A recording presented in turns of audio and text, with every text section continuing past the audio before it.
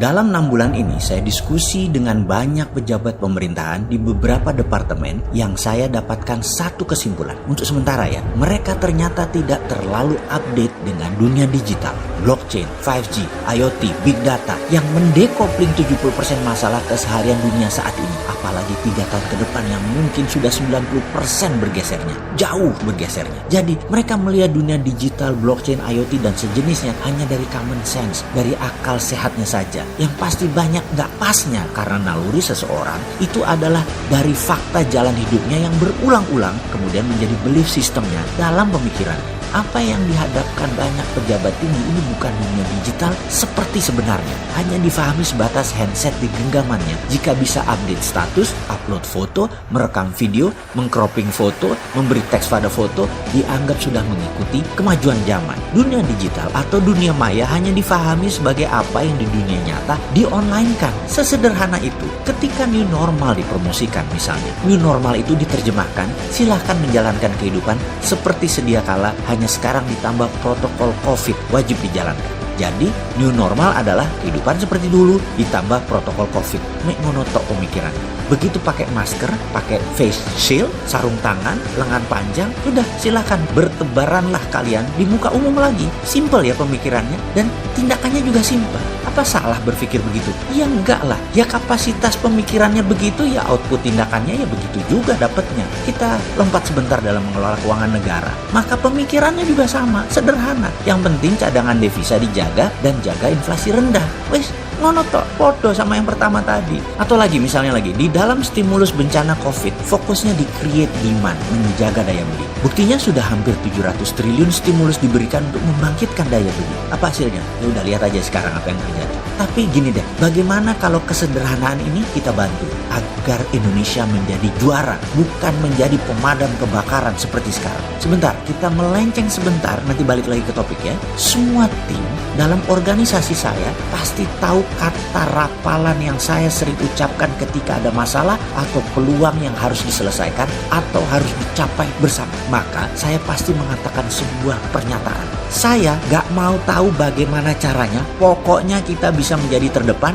dengan modal sekecil-kecilnya, usaha sekecil-kecilnya, hasilnya semaksimum mungkin, memperolehnya dalam waktu cepat dan semua rakyat senang. Oke, maaf saya beri ilustrasi biar kebayang dalam pikiran sahabat semua. Misalnya bagaimana Dinaran dengan tim back end di Bali dan front end di Jakarta dengan kekuatan 21 orang ini, dalam 3 tahun Dinaran harus bisa mengalahkan BCA dengan 25.000 karyawan dan 1.200 cabang. Maka kalimat saya adalah, saya nggak mau tahu bagaimana caranya, pokoknya Dinaran harus bisa melewati BCA dalam 3 tahun dengan modal sekecil-kecilnya, usaha semudah-mudahnya, dan lakukan sekarang. Tim tidak boleh nambah, sarana seperti sekarang, server engine mengikuti pertumbuhan, lalu update dengan teknologi pembayaran, nyambung dengan GPN, KRIS, bisa terima dana dari luar negeri, bank kastodiannya nambah, bisa menerima 20 macam pembayaran, dan bisa transfer ke 20 macam keuangan, dan semua ternyata sudah siap infrastrukturnya 15 Juli 2020 yang dijadikan hari launching Dinaran setelah beta soft launching 20 Mei 2020 kemarin. Kepada semua tim saya nggak tahu apa yang mereka rapatkan, mereka strategikan, mereka debatkan, pokoknya 15 Juli ini semua harus mulai dijalankan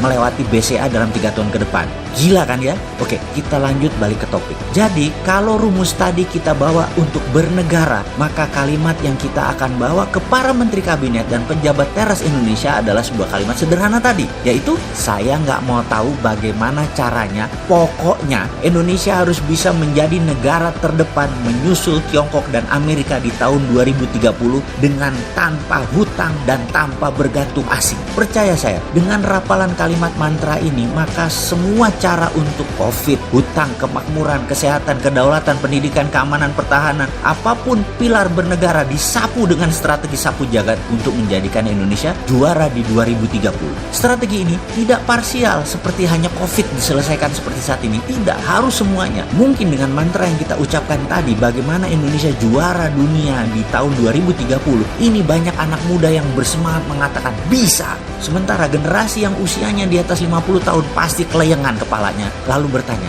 diapain ya negara ini? Itulah mengapa saya menaruh harapan bangsa ini kepada anak muda yang update sama digital yang usianya sekarang di bawah 40 tahun. Mereka adalah digital warrior Nusantara. Mereka adalah digital patriotism Nusantara. Sehingga membuat Indonesia menjadi digital sovereignnya atau kedaulatan digital Nusantara kembali ke pangkuan Ibu Pertiwi. Tidak seperti sekarang dalam dunia digital Indonesia. Indonesia tidak berdaulat sama sekali karena generasi yang usianya di atas 50 tahun ke atas nggak paham apa itu digital. Ekonomi digital yang harusnya bagian dari new normal, keluarga digital juga bagian dari new normal, kesehatan digital bagian dari new normal, bernegara digital dan digital politik adalah generasi muda di bawah 40 tahun yang paham ini milik generasi muda, ini milik mereka. Dengan pola pikir digital, baru Indonesia bisa jadi juara di tahun 2030.